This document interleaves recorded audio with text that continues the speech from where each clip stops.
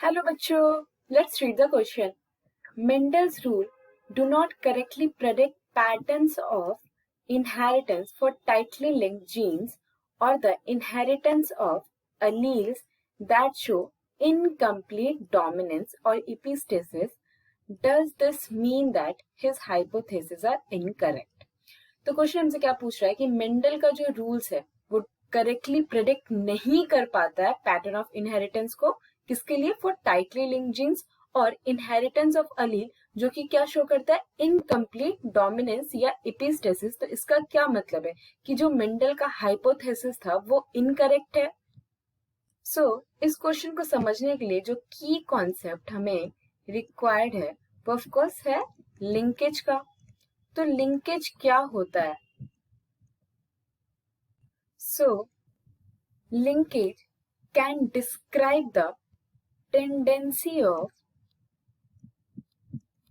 genes to be inherited together as a result of their location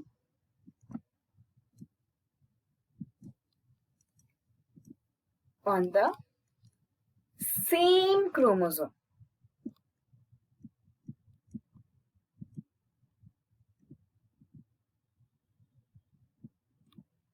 Measured by percentage recombination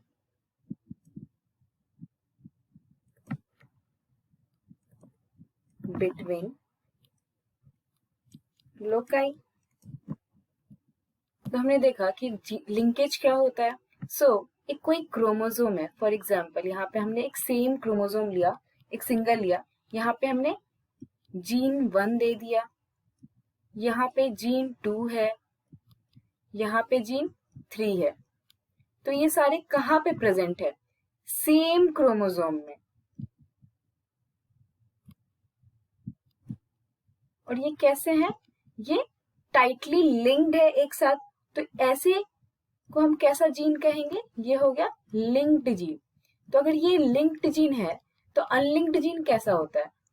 तो हम क्या करेंगे, यहाँ पे हम ऑन सेपरेट डिफरेंट क्रोमोसोम पे बनाएंगे. जैसे यहाँ पे हमने जीन 1 दे दिया, यहाँ पे हमने जीन 2 दे दिया.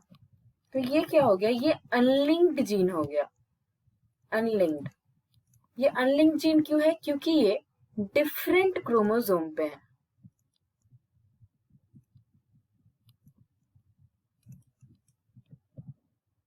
यहाँ पे हम बहुत इजीली डिस्टिंग्विश कर सकते हैं. जो सेम क्रोमोसोम में क्या है? टाइटली पैक्ड है.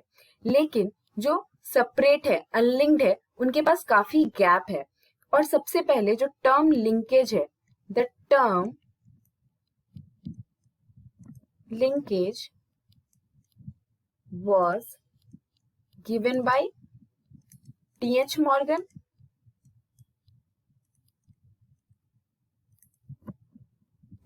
and it was later discovered by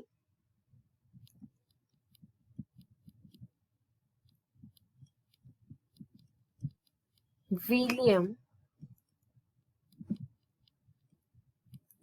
Bateson and Rebecca and Punnett.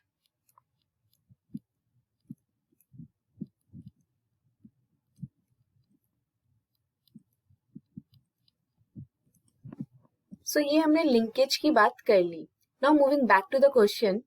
तो हमसे ये क्वेश्चन बोल रहा है कि Mendel do not correctly predict the pattern of inheritance for tightly linked gene. हाँ, मेंडल ने नहीं किया था, क्योंकि वो किसने किया था? टीएच मॉर्गन ने किया था.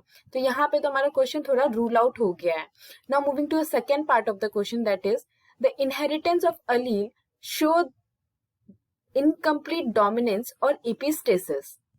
इनकम्प्लीट डोमिनेंस क्या है? इनकम्प्लीट डोमिनेंस क्या कहते हैं? फॉर्म करता है इंटरमीडिएट इनहेरिटेंस जिसमें one allele allele for a specific trait is not completely expressed over its paired allele.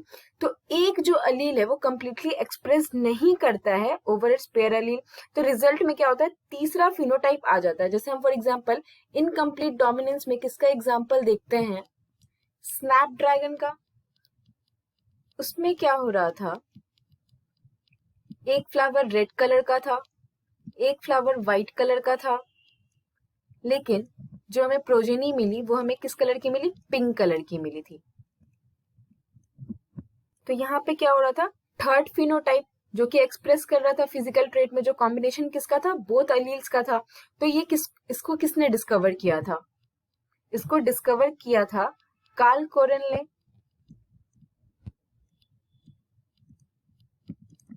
This was discovered by Carl Correns. तो इससे हम ये तो एनालाइज कर सकते हैं कि हाँ, इनकम्प्लीट डोमिनेंस भी मेंडल ने नहीं करेक्टली प्रेडिक्ट किया था, तो ये भी हमारा रूल आउट हो जाएगा. तो हमारा फिर लास्ट क्वेश्चन क्या बोल रहा है, does this mean that his hypothesis are incorrect. So now let's see the options. Yes, because they are relevant to only small number of organism and traits. तो ऐसा तो मेंडल का कोई भी हाइपोथेसिस नहीं था. Option B, yes, because not all data support hypothesis. तो ये भी ऑप्शन हमारा एलिमिनेट हो जाएगा. Option C, no, because he was not aware of meiosis or the chromosome theory of inheritance. तो ऐसा नहीं था कि Mendel was aware of all of this. तो ये भी ऑप्शन हमारा एलिमिनेट हो जाएगा. Now option D, no, it just mean that his hypotheses are limited to certain condition. तो हाँ, ये बात तो सही है कि कोई उनकी जितनी भी हाइपोथेसिस थी वो क्या है, लिमिटेड कुछ सर्टेन कंडीशन पे अप्लाई हो रही थी. तो आउट ऑफ जितने भी ऑप्शन थे उसमें से हमारा सबसे बेस्ट ऑप्शन हमें यही लग रहा, तो बाकी सबको हमने रूल आउट कर दिया. तो option D is our correct answer. I hope you understood this well. Thank you and best of luck.